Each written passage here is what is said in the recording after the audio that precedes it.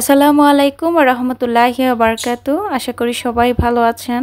বরাবরের মতো আবার একটি নতুন ব্লগ ভিডিও দেখার জন্য আপনাদের সবাইকে ওয়েলকাম জানাচ্ছি। তো বছরের প্রথম ফল খাচ্ছি, মানে হচ্ছে খেজুর।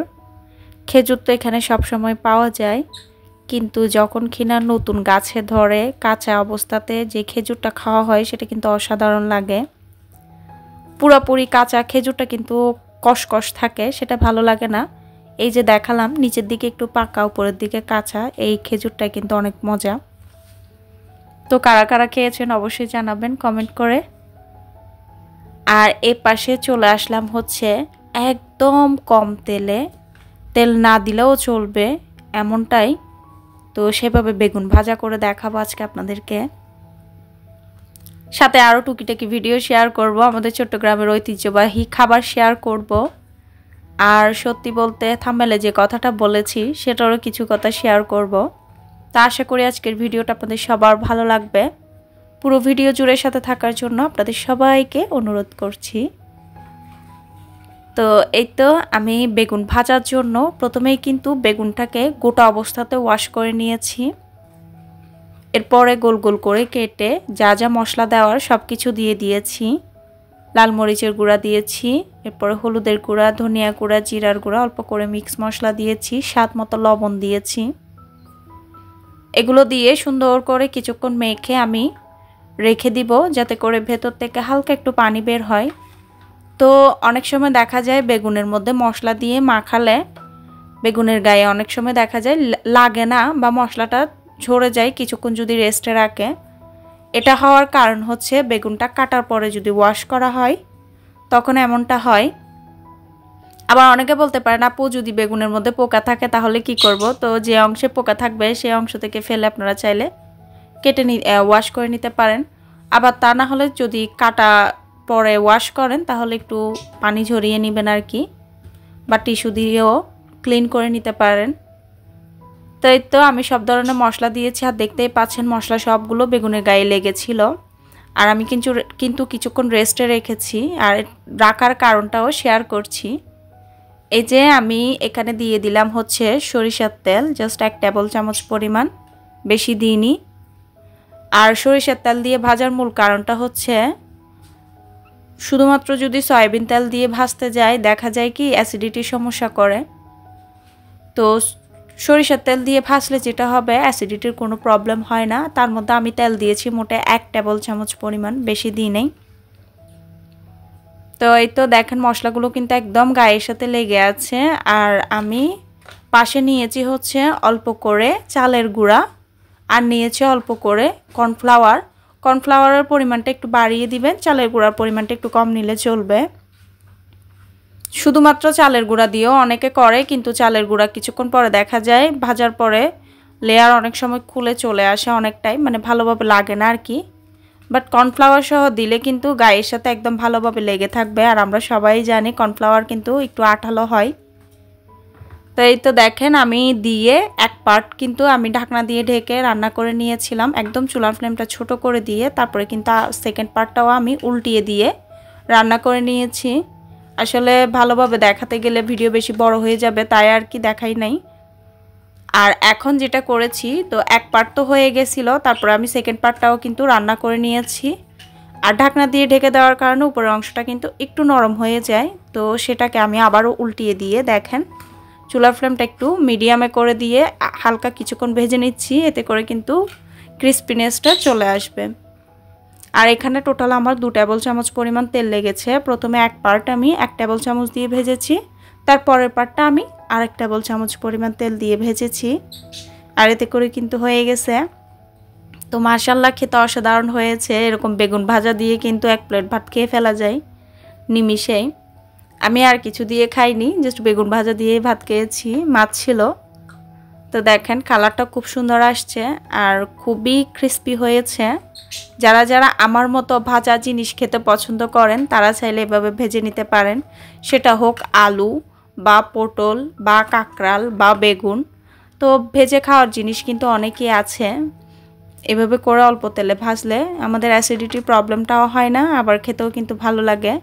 আর এ পাশে চলে আসলাম রাত্রে কিছু প্রিপারেশন নিতে। আসলে সামনে তো কোরবানি ঈদ চলে আসছে, সেই সাথে আমার আদা রসুন সব কিছু শেষ হয়ে গেছে। তো রাত বাজে তখন প্রায় 12টা বেজে গেছে, 12টার উপরে হবে। আর তখনই আমি আদা রসুন এরপর হচ্ছে সরিষা পেঁয়াজ টমেটো পেস্ট করে নিচ্ছিলাম। মেয়েরা আসলে বিয়ের আগে মা বাবার ঘরে থাকে রাজকন্যা, আর বিয়ের পরে হয়ে যায় রাঁধুনি। এটা আসলে সব মেয়েদেরই ক্ষেত্রে হয়ে থাকে।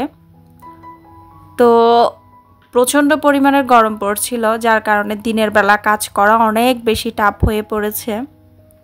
তো রাতে দেখেন, রাতে প্রায় 12টা বেজে গেছে, তখনই আমি এগুলো করছিলাম।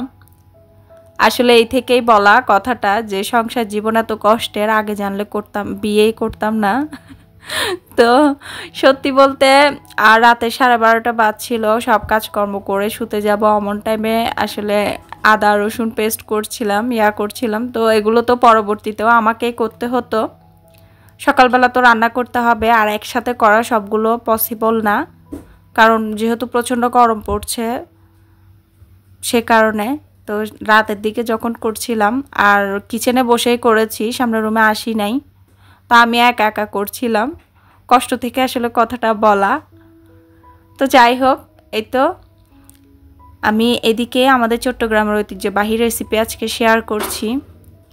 জামাই আপ্যায়ন, বেয়াই আপ্যায়ন, বেআইন আপ্যায়ন, এরপরে হচ্ছে নতুন নাতি পতি হলে, তারপরে নতুন নাতি নাতনির দাঁত গজালে আমাদের চট্টগ্রামে কিন্তু এই রেসিপিটা দেওয়া হয়।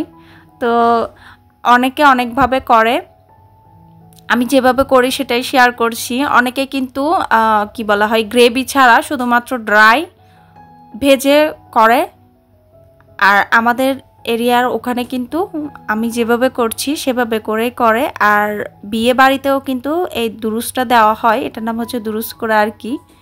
তো বাবরচিরাও কিন্তু এভাবে গ্রেভি দিয়ে করে। তো কার কার এরিয়ার বা কার কার ডিস্ট্রিক্টের জনপ্রিয় খাবার কি কি, প্লিজ আমাকে একটু কমেন্ট করে জানাবেন। আমার কাছে জানতে অনেক ভালো লাগে, আর জানলে অনেক কিছু জানতে পারবো। যেমন আমি আমাদের ডিস্ট্রিক্টের খাবারটাই যেটা জনপ্রিয় সেটাই শেয়ার করছি। আমাদের ডিস্ট্রিক্টের জনপ্রিয় খাবারের মধ্যে তো রয়েছে কালো বোনা, এরপর হচ্ছে মেজবানি মাংস, মেজবানি চনার ডালটা অনেক বেশি পছন্দ করে, সাথে এটা রয়েছে, আর পিঠার মধ্যে অনেক কিছু রয়েছে। তো সব কিছু আসলে এখন আর ভিডিওতে বলছি না, ভিডিও বড় হয়ে যাবে। আপনাদের কোন কোন এরিয়ার জনপ্রিয় খাবার কি কি, প্লিজ আমাকে কমেন্ট করে জানাবেন। তো এই তো আমি চিকেনটাকে প্রথমে কিন্তু ভালো করে ওয়াশ করে নিয়েছি, এরপরে দাগ কেটে নিয়েছি যাতে করে মশলাগুলো চিকেনের গায়ে ঢুকে। তারপরে আমি এখানে অ্যাড করে দিয়েছিলাম হচ্ছে সরিষা বাটা। আমি এখানে 2 রকমের সরিষা বাটা নিয়েছি, কালো সরিষা আর হচ্ছে হলুদ সরিষাটা। তো দুটো থেকে আমি একসাথে ব্লেন্ড করে নিয়েছিলাম, ওখান থেকে আমি 1.5 টেবিল চামচ পরিমাণ ইউজ করেছি। এরপরে দিয়েছি আদা বাটা 2 টেবিল চামচ পরিমাণ প্লেন করে, 1 টেবিল চামচ আরও 1 চা চামচ পরিমাণ দিয়েছি রসুন বাটা। তারপরে পেঁয়াজ নিয়েছিলাম দুটো, একটা বড় সাইজের একটা ছোট সাইজের, আর একটা টমেটো একসাথে ব্লেন্ড করেছি, ওখান থেকে বেশ অর্ধেক পরিমাণ ইউজ করেছি এখানে আমি। তারপরে দিয়েছিলাম টক দই 3 টেবিল চামচ পরিমাণ, আর এগুলোকে ভালো করে মিক্স করে নিয়েছি লবণ সহ দিয়ে। এরপরে আমি এখানে অ্যাড করে দিচ্ছি গুঁড়া মশলা। তো এই রান্নাটা কিন্তু খুবই ইজি, বাট খেতে অসাধারণ লাগে। তো গুঁড়া মশলার মধ্যে অ্যাড করছি হচ্ছে লাল মরিচের গুঁড়া, ধনিয়ার গুঁড়া, হলুদের গুঁড়া। লাল মরিচের গুঁড়াটা কিন্তু এই রান্নায় দেওয়া হয় না, আমি দিচ্ছি জাস্ট কালারের জন্য, যাতে কালারটা একটু সুন্দর আসে সেজন্য। এরপর আমি এখানে অ্যাড করেছি জিরার গুঁড়াও দিয়েছি, বলেছি না আসলে ভুলে গেছি। আসলে অনেক সময় ভিডিওতে ভয়েস দিতে গেলে এক কথা দুবার বলেও ফেলি, ভুল করে হয়ে যায় আর কি। তো এরপরে আমি গোলমরিচের গুঁড়া দিয়েছি, তারপরে দিয়েছিলাম হচ্ছে মিক্স মশলা, আর দিয়েছি গরম মশলা। তো আপনারা আপনাদের পরিমাণ অনুযায়ী দিয়ে দিবেন। আমি এখানে আমার চিকেনটা মেবি 1300 থেকে 1500 গ্রাম হবে, তো সেই অনুযায়ী দিয়ে দিয়েছি। আর এরপরে খুবই অল্প পরিমাণে তেল দিয়েছি, প্রায় ধরেন 2 টেবিল চামচ পরিমাণ মতো হবে প্লেন করে করে। এরপরে 1 টেবিল চামচ পরিমাণ ঘি দিয়েছি, আর এই রান্নাটা কিন্তু ঘিয়ের মধ্যেই করা হয়। তো যেহেতু আমরা বাসায় খাবো সেজন্য ঘি আর তেল মিক্স করে দিলাম আর কি। আর এখানে কিন্তু তেল আবার পরবর্তীতে অ্যাড করা হবে, সেজন্য এখন খুবই কম পরিমাণে তেল দেয়া হয়েছে। আর এখানে কিন্তু দুটো জিনিস স্কিপ আছে, সেটা হচ্ছে বাদাম বাটা আর হচ্ছে নারকেল বাটা। তো আমার আসলে এগুলো শেষ হয়ে গেছে, আমি আর বলি নাই আনতে, যার কারণে এভাবে রান্না করে নিয়েছি। এভাবে রান্না করলেও কিন্তু খেতে খারাপ লাগে না, অসাধারণ লাগে খেতে। তো যারা যারা অন্য ডিস্ট্রিক্টের আছেন তারা চাইলে ট্রাই করে দেখতে পারেন।